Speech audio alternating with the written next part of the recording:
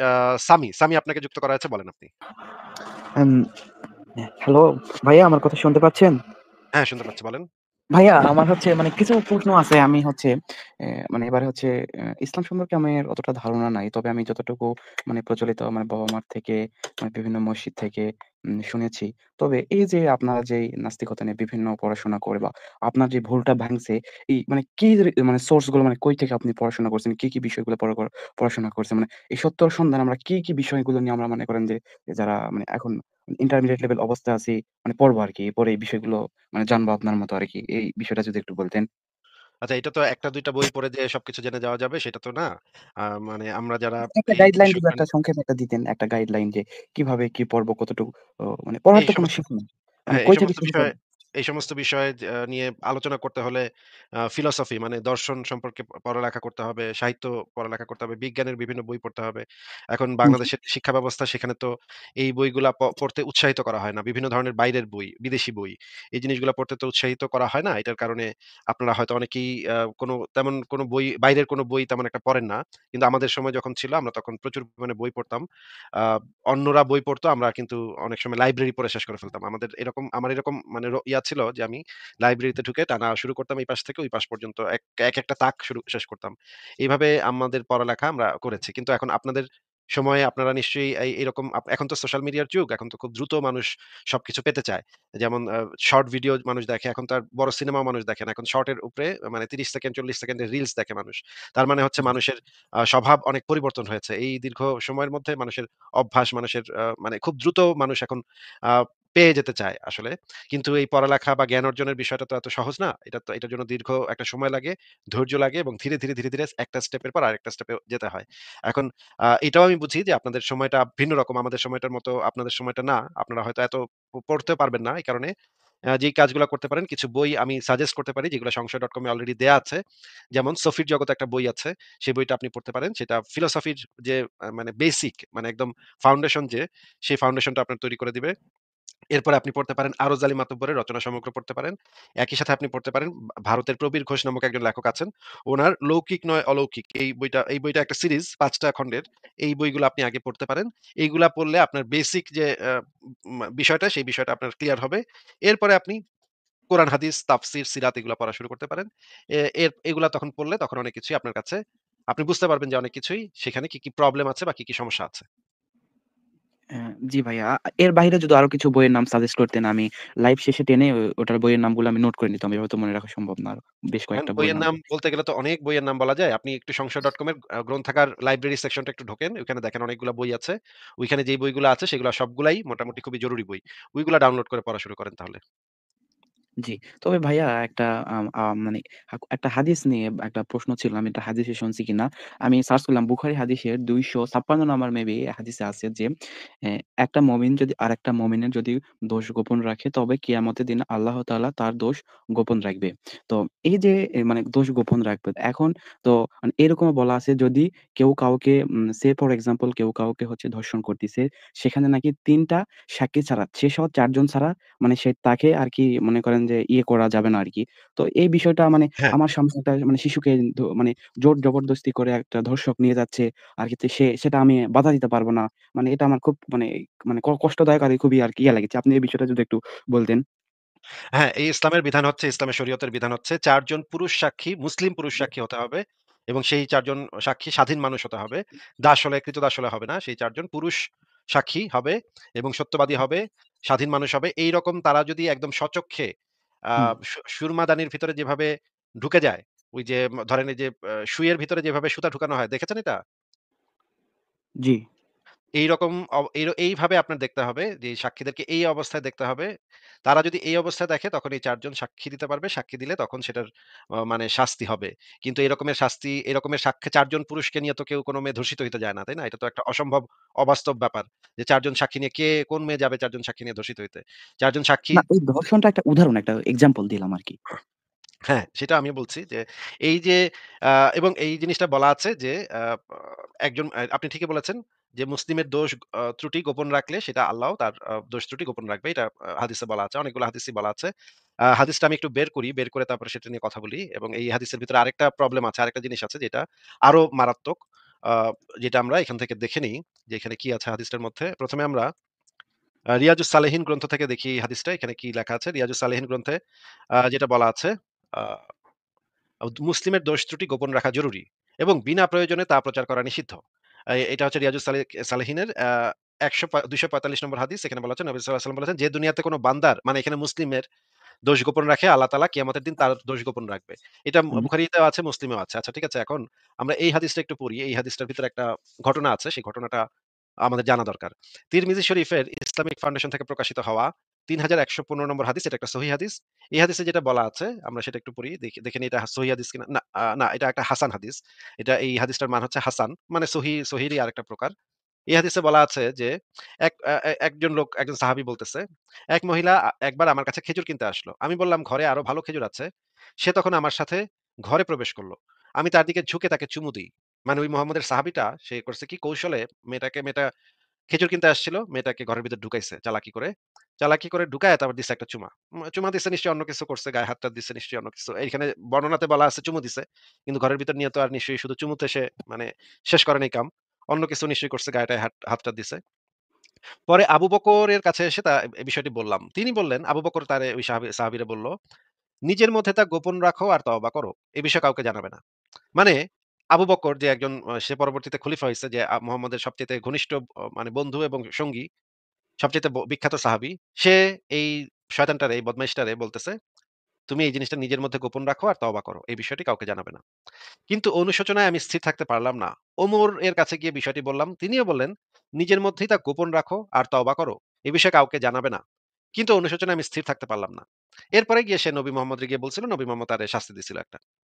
যাই হোক, এইখানে এই হাদিসটা থেকে আমরা যেটা বুঝলাম যে এই ধরনের অন্যায়, এই ধরনের মানে একটা মেয়ের গায়ে হাত দেয়া বা মেয়েকে টিজ করা, মেয়ের শরীরে স্পর্শ করা, মেয়ের সাথে একটা দুর্ব্যবহার করা, এইটা সাহাবীদের মধ্যে কেউ করছিল এবং এটা যখন অন্য আরেকজন সাহাবীকে বলছে তখন তিনি সেই জিনিসটা গোপন রাখতে বলছে, এ লুকায় রাখতে বলছে, তওবা করতে বলছে। এটার জন্য কোনো শাস্তি যে দিতে হবে সেটা তারে বলে নাই। তো এইখান থেকে আমরা যেটা বুঝতে পারতেছি যে তারা নিজেরাও গোপন করছে এই ঘটনাটা এবং তাকেও গোপন করতে বলছে। তার মানে হচ্ছে আপনি যদি দেখেন যে কোনো একটা মেয়ে ধর্ষিত হইছে, সেই ধর্ষণটা যদি একটা মুসলিম করে থাকে তাহলে আপনার ইসলামিক দায়িত্ব হয়ে যায় যে এটা নিয়ে চুপচাপ থাকা, এটা প্রকাশ না করা, কাউকে প্রচার না করা, লুকায় রাখা নিজের ভিতরে। এবং তাকে বলা যে আচ্ছা। তুমি যে ধর্ষণ করছে তাকে বলা যে তুমি তওবা করো। এই বিষয়ে কাউকে জানানোর দরকার নেই। এইটা খুবই আচ্ছা মর্মান্তিক এই একটা অবস্থা ব্যাপার। আমি কি হচ্ছে মানে আমি যদি দোষ গোপন করি, এই ক্ষেত্রে আমার দোষ গোপন করি। ধরে নিলাম আমি এই হাদিসটি মানে মানে মানে ইয়ে করলাম না, আমি তাকে বাধা দিলাম। এই ক্ষেত্রে কি ইসলামী শরীয়ত অনুযায়ী কি আমার কোনো পাপ বা এগুলো হবে? বাধা দিলে পাপ হবে, এইরকম কোনো হাদিসে বলা নাই যে বাধা দিলে পাপ হবে। এরকম কিছু বলা নাই তো ভাই। বাধা আপনি দিতে পারেন। ইসলাম অনুসারেও বাধা দিতে পারেন। আচ্ছা। তবে যদি সেখানে বেশি মানুষ থাকে, বেশি মানে তারা যদি শক্তিশালী বেশি থাকে আপনার থেকে, তাহলে তো বাধা দিয়েও তো আসলে লাভ হবে না। আপনারই মাইর খেতে হবে তখন। কিন্তু এই হাদিসে আমরা যেটা বুঝতে পারলাম যে, এই যে দোষ ত্রুটি গোপন রাখা। মনে করেন একজন দুর্নীতি করতেছে, আপনি সেটা জানেন। এবং সে একজন মানে ইসলামিক লোক। সাদা পাঞ্জাবি পইড়া দাড়ি-টাড়ি রেখে আলহাজ নাম লাগায় ঘুরে। আপনার কি কাজ? আপনার কাজ হইলো এটারে গোপন রাখা, লুকায় রাখা।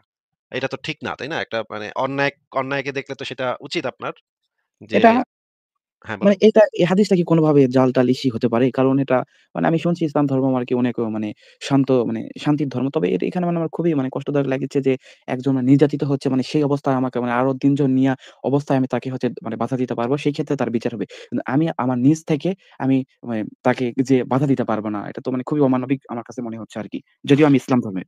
এই হাদিসের ভুল হওয়ার কোনো সম্ভাবনা নাই। জাল হওয়ার কোনো সম্ভাবনা নেই। এই হাদিসটা সহিহ। বুখারী মুসলিমে যেহেতু আছে সেহেতু সহিহ। এবং অন্যান্য গ্রন্থেও এটা হাসান বা সহিহ হিসেবেই বলা আছে।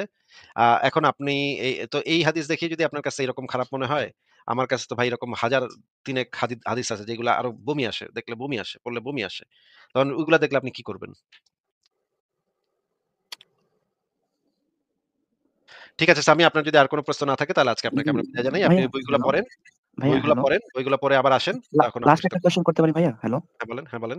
হচ্ছে মানে এই যে মানে ইসলামী যেই হচ্ছে মানে আমাদের প্রত্যেক গ্রাম অঞ্চলে থাকি। তো একটা ইউনিয়নে হচ্ছে অনেকগুলো গ্রাম থাকে। তো একটা গ্রামের মধ্যে অনেকগুলো পাড়া থাকে। তো দেখা যাচ্ছে একটা ইউনিয়নে যে যতগুলো গ্রাম থাকে মানে অতিরিক্ত ওই যে মানে মোল্লা মুন্সি যারা আছে যে ওয়াজ করতে আসে, ওয়াজ করে মনে করেন যে ২ ঘন্টা ওয়াজ দিল $২০০, $২৫০, $৩০০ যেটা বাংলাদেশী টাকায় ধরে নেন হচ্ছে ৩৫, ৩০ আর ৳৪০,০০০ নিয়ে যাচ্ছে। মানে এটা নিয়ে যাচ্ছে মানে এখানে আসার পরে ১.৫ ঘন্টার ওয়াজের মধ্যে ইসলামিক কথা হয়তোবা বলে হচ্ছে ২০ থেকে ২৫ মিনিট। তার ব্যক্তিগত আমরা তাদেরকে টাকা দিয়ে নিয়ে আসি। এই ক্ষেত্রে তারা হচ্ছে মানে উগ্রতাবাদী মানে হিন্দু বিদ্বেষ বা হচ্ছে এখানে আছে মানে সব যা করল দোষ সব হচ্ছে ইহুদি নাসার আর হচ্ছে মানে বিদ্বেষমূলক আরকি। হিন্দুদের বিদ্বেষমূলক অন্যান্য ধর্মদের মানে ছোট করে কথা বলা মানে এটা কি কোনোভাবে হচ্ছে মানে একটা কোনো কেন্দ্রিক নিয়ে আসা যায় না? যে হচ্ছে প্রত্যেকের ধর্ম মানে পালন করা তার হচ্ছে সংবিধানে আছে।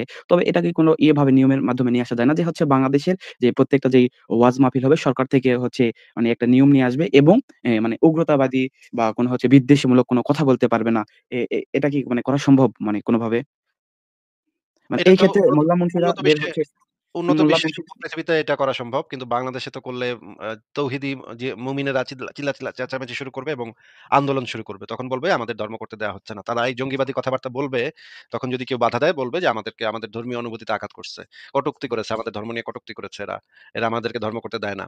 কিন্তু এরা তো ধর্ম করতে দিলে তো এরা তো করে হচ্ছে গিয়ে জঙ্গিবাদী কথাবার্তা বলে। তালেবানদেরকে সমর্থন করে, তারা আইসিসকে সমর্থন করে। তারা বলে যে বাংলা হবে আফগান এগুলা বলে। মেয়েদের সম্পর্কে নোংরা কথাবার্তা বলে। হিন্দুদের সম্পর্কে, বৌদ্ধদের সম্পর্কে, সবার সম্পর্কে নোংরা কথা বলে। এগুলো আমরা অনেক মানে ওয়াজের কাটিং ভিডিও আমাদের কাছে আছে। আমরা অনেকবার দেখিয়েছি এগুলা। কিন্তু এগুলা তো আমরা দৃষ্টি আকর্ষণ করতেছি বাংলাদেশের সরকারের কাছে। কিন্তু বাংলাদেশের সরকার তো এরাই ভয় পায়। হ্যাঁ? এই মোল্লাদেরকে সবাই ভয় পায় ভাই। হ্যাঁ? এখন কি করবেন? হুম। মোল্লারা তো মানে তবে আমি পাগল ব্যক্তিগতভাবে কুকুরের মতো আমার পাগল থেকে আমি কুকুরের মতো আচরণ করে। হ্যাঁ, হ্যাঁ, বলেন।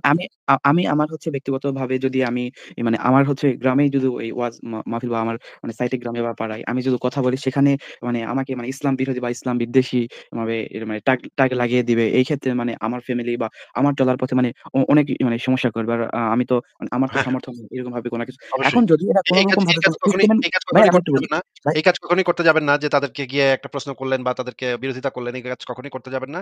কারণ আপনাকে খাড়ার উপরে মেরে ফেলতে পারে। হ্যাঁ? হ্যাঁ, বুঝতে পারছি ভাইয়া। তবে যখন এটা কোন নিয়মের মাধ্যমে নিয়ে আসা যাবে তখন তারা বিভিন্ন উগ্রবাদী বা বিভিন্ন কথা বলতে তাদের বিভিন্ন কর্তৃপক্ষের কাছে জবাবদিহিতা করতে করা লাগবে এবং এর মানে ইচ্ছা হলো মানে ব্যক্তিগত লাইফ বা বিভিন্ন উগ্রতাবাদী এসব কথা মানে চাইলেও বলতে পারবে না। একটা মানে নিয়মের মধ্যে আসবে। এজন্য আমরা আমাদের মানে প্রত্যেকের থেকে আরকি এটা একটা প্রতিবেদন সরকারের কাছে করা প্রয়োজন মনে হয় আমি যেটা মনে করি। আমার ক্ষুদ্র হ্যাঁ, মানে ঠিক বলেছেন, বুদ্ধি ঠিক বলেছেন। আমরাও সেটা করছি কিন্তু হয়তো সরকার এটাকে এত গুরুত্ব দিচ্ছে না। কিন্তু আমরা এটা করে যাবো। আমরা এইভাবে আলোচনা করে যাবো। আমাদের যুক্তি উপস্থাপন করে যাবো। আ একদিন নিশ্চয়ই সরকার এটাতে বাধ্য হবে করতে যে এগুলা নিয়ে তারা আ এই প্রবলেম গুলা সলভ করবে। ঠিক আছে তাহলে সামি আপনাকে তাহলে আজকে বিদায় জানাই। ওকে, ওকে ভাইয়া। ভালো ঠিক আছে থাকবেন। ভালো থাকেন। আচ্ছা আপনার জন্য শুভকামনা রইলো। পরবর্তী জনকে যুক্ত করি। অনেকজন যুক্ত হওয়ার চেষ্টা করছেন। আমি আ কাকে যেন দেখেছিলাম যিনি যুক্ত হতে চেষ্টা করছিলেন অনেকক্ষণ ধরেই। আচ্ছা পরের জন যুক্ত করি। আ ইগনাইট আপনাকে যুক্ত করা হয়েছে। বলেন আপনি। আসিফ ভাই ভালো আছেন? হ্যাঁ, ভালো আছি। আশা করি আপনিও ভালো। বলেন তাহলে। আমার ছোট্ট একটি প্রশ্ন। সেটা হলো নবী মোহাম্মদ সাল্লাল্লাহু আলাইহি সাল্লাম নবুয়তের পরে মক্কার জিন্দেগিতে হিজরতের পূর্বে কোন দিকে কেবলা করে নামাজ আদায় করতেন? এখানে যে জিনিসটা বলা আছে যে সে বায়তুল মুকাদ্দিসের দিকে কেবলা মুখ করে নামাজ পড়তেন কিন্তু মাঝখানে রাখতেন কাবা শরীফরে। যেন একই সাথে কাবা শরীফও তার সম্মুখে থাকে আবার বায়তুল মুকাদ্দাসও সামনে থাকে। এইভাবে একটা চালাকি করে নামাজ আদায় করতে যেন ২ টাই সামনের দিকে থাকে। এই রকমের বর্ণনা আমি পেয়েছি। কিন্তু এই মুহূর্তে আমার হাতের কাছে সেই জিনিসগুলা নাই। আপনাকে এই মুহূর্তে আমি রেফারেন্স দেখাতে পারব না। কিন্তু সংশয়.com এ খুঁজলে আপনি পাবেন। কিন্তু এই মুহূর্তে আমার হাতের কাছে নাই ভাই। সংশয়.com এ কোন লেখা পেতে পারি আপনার? আ এখন তো ভাই এখন তো মনে পড়তেছে না যে কোন লেখার আচ্ছা ভিতরে ভাই, এটা দিয়েছে এটা তো আচ্ছা মনে সমস্যা পড়তেছে নাই। আপনার অ্যাপসটা আমি অনেকবার চেষ্টা করতেছি, ডাউনলোড করতে পারতেছি না বাংলাদেশ থেকে। আপনি ওয়েবসাইটে ঢোকেন, ওয়েবসাইটে ঢুকে দেখেন। অ্যাপ ডাউনলোডের দরকার ওয়েবসাইট নেই। ওয়েবসাইটে ঢুকে দেখেন। ওয়েবসাইট থেকে পড়া যায়। কিন্তু আমি একবার ডাউনলোড করছি। আমার দীর্ঘদিন আমার মোবাইলে ছিল। কিন্তু কেউ একজন আমার এটা এখান থেকে ডিলিট করে দিছে। আমার অজান্তে। বুঝতে পারি নাই। আচ্ছা। ঠিক আছে তাইলে ঠিক আপনি আছে, আমাকে মেইল করেন আমি আপনাকে সেটা লিংক দিয়ে অ্যাপের লিংক দিয়ে দিবনে। আচ্ছা ঠিক আছে, ধন্যবাদ, ধন্যবাদ। ঠিক আছে ভালো থাকেন। আর কি কিছু বলবেন? না আজকে আর বলব না। আমি শুনবো এখন ইউটিউব ঠিক আছে থেকে। ভালো থাকেন। তাহলে বিদায় জানাচ্ছি আপনাকে। সবসময় তো সব রেফারেন্স একদম হাতের কাছে থাকে না। কারণ হচ্ছে গিয়ে আমাদের মানে সংশয়.com এ তো রেফারেন্সের একদম মানে গাঁঠি বস্তা আছে, হ্যাঁ? হাজার মানে রেফারেন্স। এত তো রেফারেন্স আমি তো সবকিছু মনে রাখাও একটা ডিফিকাল্ট কাজ, হ্যাঁ? সব রেফারেন্স গুলা কোন হাদিস কোন জায়গায় কি আছে সেগুলা একদম এক্সাক্টলি মানে মনে রাখাটা এটা একটু কঠিন কাজ। আ এটা নিশ্চয়ই আপনারা বোঝেন। কারণ আমাদের এই যে আলোচনাগুলো করতে হয়, এই আলোচনাতে আমাদের প্রচুর পরিমাণে পড়ালেখা লাগে। প্রচুর পরিমাণে রেফারেন্স মাথায় রাখতে হয়। কোন জায়গায় কোন নাম্বার হাদিসে কোন জিনিসটা বলা আছে সেগুলো চট করে বের করে ফেলা এটা কিন্তু আসলে সহজ কাজ না। হ্যাঁ? আপনারা হয়তো মানে লাইভে দেখেন মনে করেন যে মনে হয় মানে সার্চ করে বের করছে বা এটা করছে। সার্চ করতেও মানুষের মানে কোন জায়গায় আছে এই জিনিসটা সেটা জানা লাগে। হ্যাঁ? এইটা এত সহজ কাজ না। তো আমরা এত দ্রুত বের করে ফেলি দেখেন আপনারা সবসময় দেখেন যে আমরা খুব দ্রুত একেকটা রেফারেন্স বের করে সেটা নিয়ে আলোচনা করি। আপনারা নিশ্চয়ই বুঝতে চেষ্টা করবেন যে এগুলা বের করা, এগুলা মানে জানা, এগুলা পড়া, এগুলা খুঁটিনাটি জানা, এগুলা অত্যন্ত পরিশ্রমসাধ্য কাজ। আর এই কারণে সবকিছু একসাথে থাকেও না। হ্যাঁ? ঠিক আছে, পরের জনকে তাহলে যুক্ত করি। দেখি আর কে আছে। আকাশ আপনাকে